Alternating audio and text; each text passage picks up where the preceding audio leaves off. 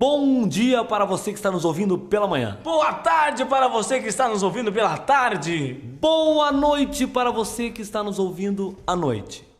A partir de agora, você vai conhecer... O quê, hein? Tchê Guri!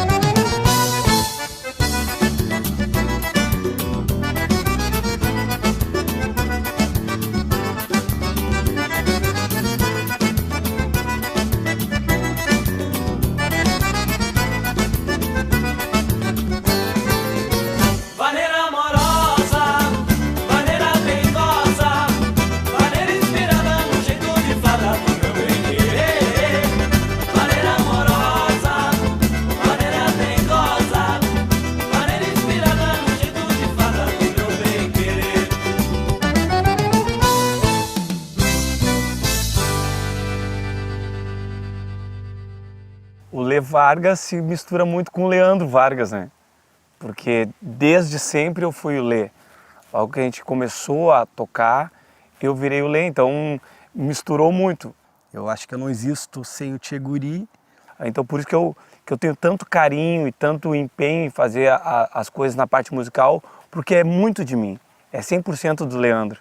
E então, se perguntar quem é o Alex, é um cara que faz tudo com muito amor, com muita vontade e acredita que tem alguém sempre olhando pela gente. Quando eu apresento o Lê Vargas, eu estou apresentando quase que 100% do Leandro.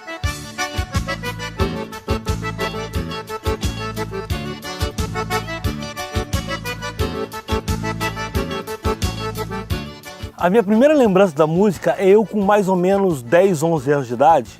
Eu estava dormindo e de repente eu acordei, nossa casa era muito pequenininha, estava meu pai e minha mãe conversando na cozinha, eles não viram que eu tinha acordado e estava a minha mãe dizendo para o meu pai o seguinte: Pedrinho, ele ficou doido quando ele viu aquela guitarra, doido, ficou apaixonado por aquilo. E aí depois eu acordei e a minha mãe me disse: olha, eu conversei com o teu pai e a gente vai comprar a guitarra para ti. E a gente foi nas lojas Colombo, eu e minha mãe naquele dia, e compramos uma guitarra Janine em 12 parcelas. Quando falo em música, a primeira coisa que eu lembro sempre é eu e meus dois irmãos dentro de casa, tocando com meu pai. E tem uma cena que eu lembro muito forte, assim, que o meu pai recebia muita serenata do meu tio e de um padrinho meu. Eles chegavam em casa de madrugada fazendo serenata e a gente acordava e ia para a sala onde eles tocavam. E ali a gente ficava na madrugada e tal. Eu tenho muito forte essa cena, eu ainda não tocava. E aí, quando eles largavam os instrumentos, a gente tentava pegar os instrumentos para fazer o que eles faziam e tal. O pai tocando, meu tio, meu padrinho, né? A mãe já corria, fazia um café de madrugada.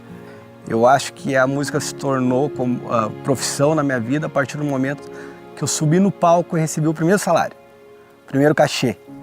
E aí eu percebi, eu quero viver disso. E a gente foi num baile pela primeira vez e tinha uma banda tocando chamada Os Cobras do Teclado. E aí eu fiquei olhando aquilo quando os caras começaram a tocar. Uma hora depois que eles estavam tocando, eu pensei: é isso que eu quero para minha vida. Eu quero exatamente isso. Eu quero estar no palco tocando e vendo as pessoas dançando. Eu via que aquilo trazia alegria na vida das pessoas e tal. Então, são as duas lembranças assim, muito fortes assim, do início da minha história com música.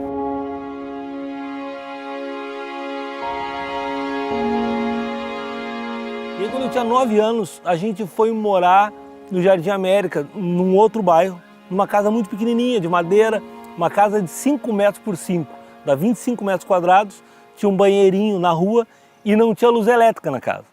Então, à noite, o nosso divertimento era tocar violão com meu pai. Então, a minha história com a música começa através da música sertaneja, através de algumas músicas gaúchas que o meu pai ensinou para mim. E o Fábio tocava já sozinho e tal. E aí depois eu comecei a aprender a tocar, mas não tinha uma ligação musical direto com ele. Até que a gente começou a ter o primeiro grupo dentro de casa, que o pai tocava junto, um outro primo também que tinha um equipamento e tal. Era eu, Fábio, Lê, né, meus dois irmãos, e mais o meu pai, um tio e um amigo, que eram mais velhos. Então eram os mirins, que eram nós os pequenos, Iguaçu, em Tupi-Guarani, os mais velhos. Ué, o Lê tinha 9 anos na época. né? O Lê tinha 9 anos na época, quando vocês começaram a tocar no Miringuaçu. Ali já foi indo, e era o que eles queriam, né? Queriam ser músicos. A gente, era o que nós tínhamos, era eles. Então, de repente, a gente tinha que dar força para eles fazerem aquilo que eles queriam fazer, né? Então, foi na montagem do Miringuaçu, que é o primeiro grupo que a gente teve, que era de um primo nosso, que a gente começou a tocar junto. Mas até então o Fábio fazia uma música mais pop, mais MPB, assim, e aí o Alex cantava um sertanejo em casa. O pai, eu lembro do pai ensinando a gente a fazer segunda voz e tal. E eu cantava numa churrascaria. E lá nessa churrascaria, eu cantando e tal, o pessoal que cantava comigo resolveu sair de lá, que era em Novo Hamburgo, e ir para Porto Alegre, cantar lá em Porto Alegre, tocar lá em Porto Alegre. E o dono da churrascaria me chamou e falou: pô, Fábio, tu não tem ninguém para tu trazer contigo, em vez de tu ir com eles, tu fica aqui e eu dou um plus no teu cachê e tal. Eu falei: eu tenho os caras. E levei o Alex e o Lê. Só que o Alex estava começando a tocar gaita, o Lê começando a tocar contrabaixo. E aí falei pros guris: vamos lá, vamos e tal. E aí a gente tinha os vocais afinadinhos, ensaiadinho, eu sabia no violão as músicas e tal. E a gente dava o tom e saía cantando. Daí na outra semana o Alex já sabia o solo de uma música, na outra semana ele sabia da outra. Um ano depois, daí até que meu pai um dia chegou para nós e falou: cara, acho que vocês não precisam mais da gente, porque vocês já estão tocando e tal. E aí nós passamos a nós sermos o grupo, o Miringuaçu. E nessa churrascaria foi que a gente conheceu o pessoal do Garocioro, e lá eles nos convidaram para ir para Cruz Alta, e lá nós montamos o Tchê-Guri. Nós ficamos apavorados, porque eram os 3 filhos que a gente tinha. Saiu os 3 de casa numa vez só, assim, mas demos força, né? Demos força, todo mundo pensava assim: ah, mas como vocês vão deixar esses guris sair pelo mundo, assim? Mas era o que eles queriam fazer, e o que a gente podia ajudar era naquele pouquinho que a gente tinha para ajudar eles, para uma passagem de ônibus, para um lanche. Chegando lá, o proprietário dessa banda, Ayrton Machado, já tendo uma visão comercial muito ampla, percebeu que com esse nome não tinha jeito. Então ele disse: nós precisamos trocar o nome. E nesse mesmo dia, um empresário lá do norte ligou querendo contratar os Garotos de Ouro para fazer uma turnê lá no norte, Belém, São Luís do Maranhão e tal. E o Ayrton falou: ó, nós não podemos ir, mas tem uma banda aqui, que eles sim, eles podem ir e tal. Como é que é o nome da banda? Ele falou: não, eu não vou te falar o nome da banda agora, porque tá mudando o nome da banda. Então, mas amanhã eu te passo o nome da banda. E aí, cara, a gente tinha uma noite para decidir o nome da banda. Cara, foi uma noite terrível, assim, né? Pintou tudo que é nome que posso imaginar, né, cara?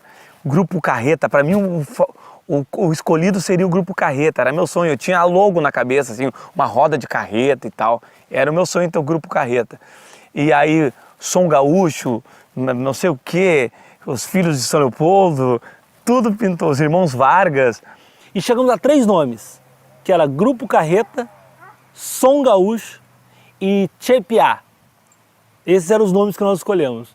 Aí apresentamos no dia pro Ayrton: ó, cara, o que tu acha desses 3 nomes aqui? Ele falou: pô, Grupo Carreta, nada a ver com você, eu acho que não tem nada a ver e tal.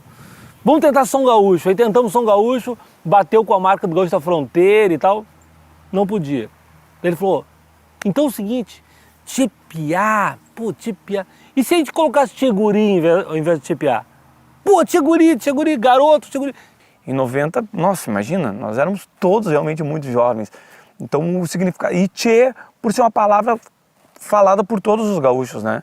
Então, depois nós fomos ver o significado do Tchê mesmo, que é eu sou em Tupi-Guarani, né? Eu sou guri, né? Então é um dos significados da palavra Tchê, né?